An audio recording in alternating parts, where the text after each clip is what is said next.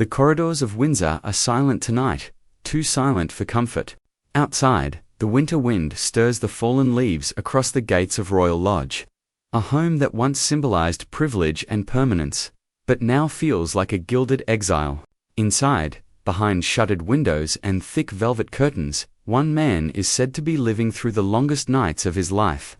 Andrew Mountbatten Windsor, once Prince Andrew, Duke of York, is facing what could be the most humiliating chapter yet in a story that has already cost him his honor, his titles, and his standing within the royal family.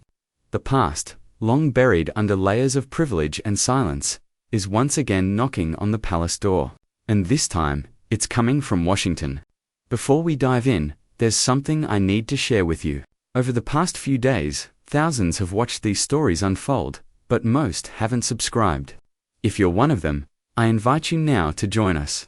Subscribe to Crownverse so you never miss the next chapter in this unfolding royal history.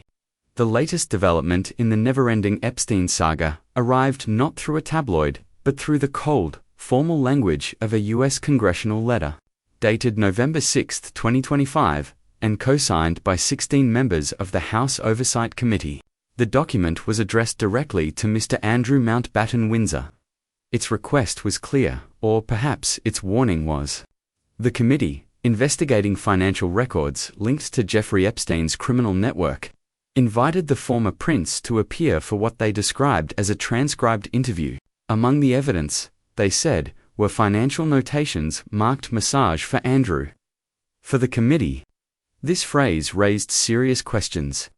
For Andrew, it likely raised the ghosts of a past that refuses to die. The letter's release made international headlines within hours. But what truly sent shockwaves through the royal landscape was not just its existence, it was its implication. Congress was no longer content with historical context or diplomatic courtesy.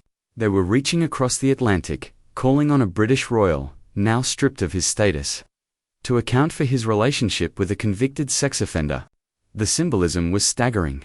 A prince who once represented British power and prestige, now summoned, not invited, by the US legislature to answer questions about a friendship that has haunted him for years. According to royal expert Phil Dampier, Andrew is terrified.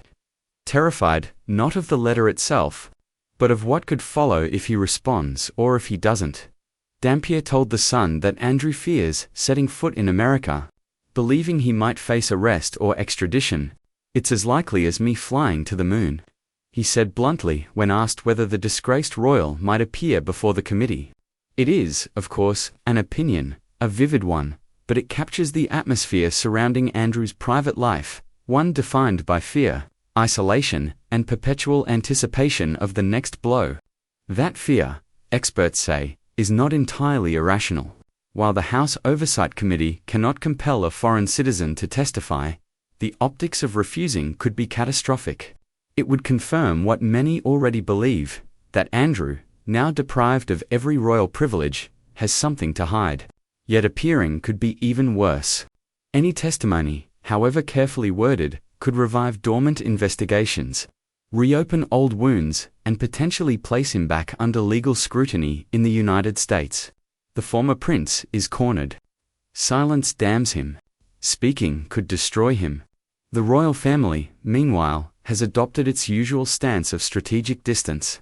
The palace has issued no statement, and insiders suggest the king's office will not intervene. After all, Andrew is no longer His Royal Highness. He is, legally and symbolically, on his own. It is said that even his home, the once Grand Royal Lodge in Windsor, is no longer guaranteed to him. Reports confirm that Andrew has agreed to leave the property and relocate to Sandringham, the king's private estate in Norfolk. Officially, it is presented as a relocation. Unofficially, many view it as internal exile, a quiet banishment within royal walls. For the monarchy, this is a delicate balancing act. King Charles has spent his reign trying to modernize and slim down the institution. He cannot afford a scandal that drags the family back into the mud of moral compromise. Every headline linking the words Epstein and Windsor threatens to undo years of careful image repair. Palisades, according to multiple reports, are desperate for distance. The message from the top is clear. This is Andrew's problem now. But for Andrew himself, distance offers no safety. The ghosts of Epstein's world are global, and they travel faster than any denial. His infamous 2019 BBC Newsnight interview still lingers like an echo, that moment when he said he couldn't sweat. When he tried to rationalize his presence in Epstein's mansion. That interview, more than anything else, destroyed whatever credibility he had left. Now, 6 years later, the congressional letter feels like the final coda to that disastrous chapter, only this time, the stage is international, and the stakes could be legal. Within royal circles, whispers have begun to circulate about Andrew's state of mind, about his fear of leaving British soil, about the dwindling circle of friends who still take his calls. Once, he was known for his confidence, even arrogance. Now, those who have encountered him describe a man visibly diminished, haunted by headlines and isolated from the very institution that once protected him. He lives like a man waiting for the next storm. One source said anonymously to The Times, "He knows it's coming, he just doesn't know when." And the storms have been relentless. First, the lawsuits. Then the settlement. Then the loss of his titles, his military affiliations, his pay. One by one, the pillars of royal privilege collapsed around him. And now, the threat of being questioned by US lawmakers even symbolically has stripped away what little dignity remained. The very idea of Andrew sitting in a congressional chamber, under oath, discussing financial notations and massages, borders on unthinkable, but so did every step that led to this point. For legal observers, the congressional letter may not carry binding power, but it carries moral weight. It represents the enduring reach of accountability, or at least, the demand for it. In the post-Epstein world, the notion that power or title can insulate anyone from scrutiny has vanished.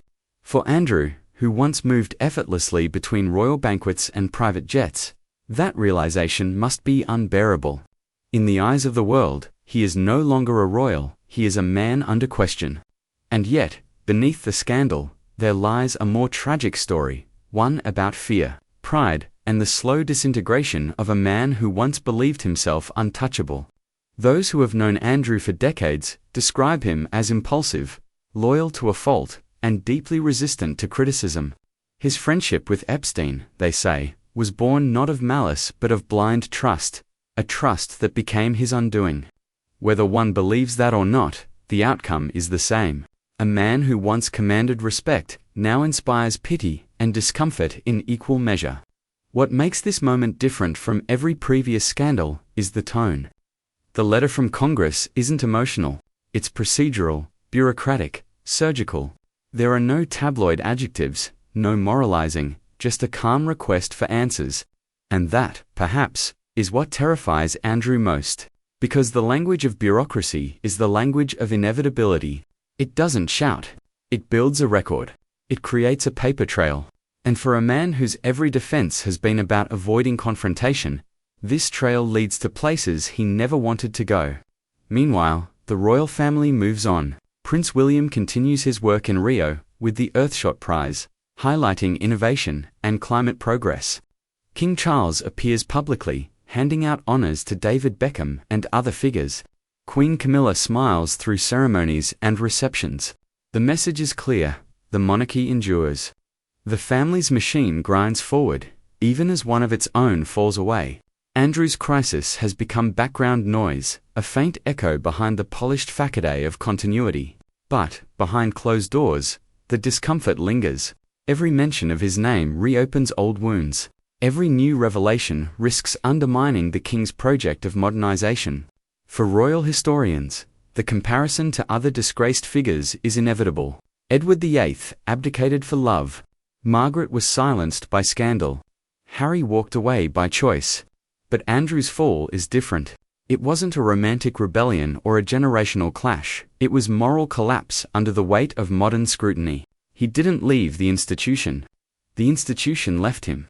And yet, his shadow remains, haunting the image of royal integrity in an age that no longer accepts mystery as a substitute for accountability. In the press, the debate continues. Should Congress pursue the matter further? Should Andrew comply? Could the United States seek cooperation from British authorities if he refuses? Legally, the answer is complicated. Diplomatically, it is fraught. But morally, the public has already rendered its verdict. For many, Andrew represents the cost of silence, a reminder that power without transparency inevitably. His story has become a cautionary tale, not just for the monarchy, but for institutions everywhere that confuse heritage with immunity. And so, as November 20th approaches, the deadline for Andrew to respond, speculation grows. Will he issue a statement? Will he cooperate through lawyers? Or will he do what he has done best for years, remain silent, and hope the storm passes? Inside Buckingham Palace, aides are reportedly anxious but resigned. They know that nothing Andrew does will reflect well on the crown. Cooperation makes headlines. Refusal makes accusations. Either way, the scandal breathes anew.